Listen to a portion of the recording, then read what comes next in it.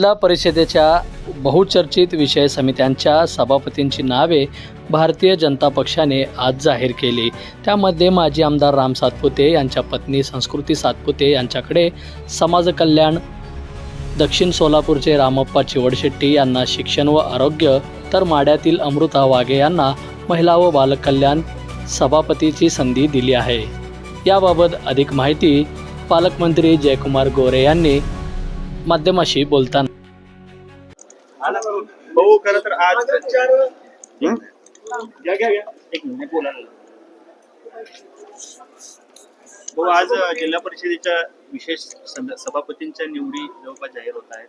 काय एकंदरीत निवडीमध्ये कोणाला कशी पद्धत संधी दिली, काय सांगा, काय नाव?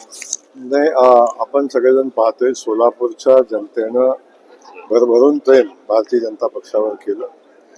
नुकत्याच झालेल्या जिल्हा परिषदेच्या निवडणुकीमध्ये भारतीय जनता पक्षाला स्वतःच्या ताकदीवर 38 जिल्हा परिषद सीट देऊन बहुमत दिलं आणि जवळजवळ आमचे अनेक सहकारी पण आमचे पक्ष आमच्यासोबत आहेत। आपण सगळ्यांनी बघितलं की भारतीय जनता पक्षानं एका शेतकऱ्याच्या मुलाला, शेतकरी कामगार मुलाला जिल्हा परिषद अध्यक्ष केलं आणि त्यानंतर आता सभापतीच्या निवडी आज या ठिकाणी होत आहेत।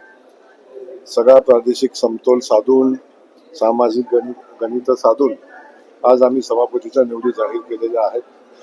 खास करून सभापती म्हणून आमच्या संस्कृती सातपुते यांची समाज कल्याण सभापती म्हणून निवड केलेली आहे। आमची याची कन्या काय नाव, अमृता वाघे यांची आम्ही महिला बालकल्याण सभापती म्हणून निवड केलेली आहे।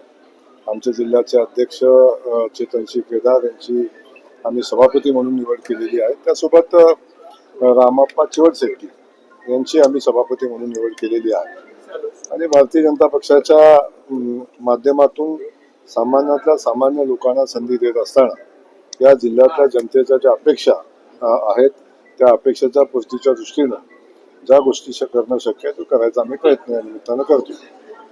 4 पैकी 2 महिलांना आणि 2 पुरुषांना सभापती, महिला पुरुष असा देखील एक समतोल राखलाय, सर्व समाजाला देखील संधी दिलेली आहे। आपण पाहिलं असेल की अगदी पहिल्या दिवसापासून आपण आमचे धनगर समाज बांधव आहेत त्यांच्या अध्यक्ष म्हणून वैद्य काम करत आहेत, उपाध्यक्ष आमचा मराठा समाजाचा पवार म्हणून काम करतात, चेतनशीय समाज बांधवाचं प्रतिनिधित्व करतात।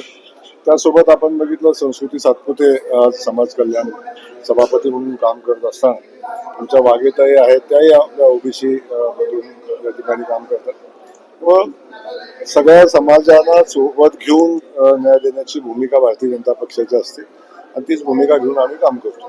भाऊ, खरं तर सातारा जिल्हा परिषदेचे अध्यक्षपदावर मोठा राडा झाला होता, त्यानंतर तडकाफडकी नीलम गोरेंनी त्यांचं निलंबन केलं, मात्र तुषार दोषी जे आहेत SP ते पुन्हा ड्युटीवरती दिसले।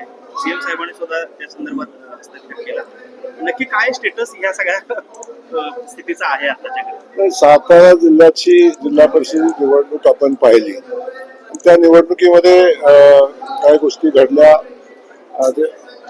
याचा अख्ख्या महाराष्ट्र आपल्या या निमित्तानं पाहतोय। परंतु सातारा जिल्हा परिषदेच्या निवडणुकीच्या अनुषंगाने आम्ही सातत्यानं सांगत आलो की भारतीय जनता पक्ष हा सगळ्यात मोठा पक्ष आहे। महायुती म्हणून आम्ही सोबत येऊन पदाधिकारी निवडीचा आमचा प्रयत्न होता, तो प्रयत्न आम्ही करून बघितला, ते झालं नाही। पहिल्या दिवसापासून आहे की आमचा मोठा पक्ष आहे तेव्हा भारतीय जनता पक्षाचा अध्यक्ष झाला पाहिजे आमची भूमिका होती। त्या भारतीय जनता पक्षाचा अध्यक्ष आता झालेला आहे।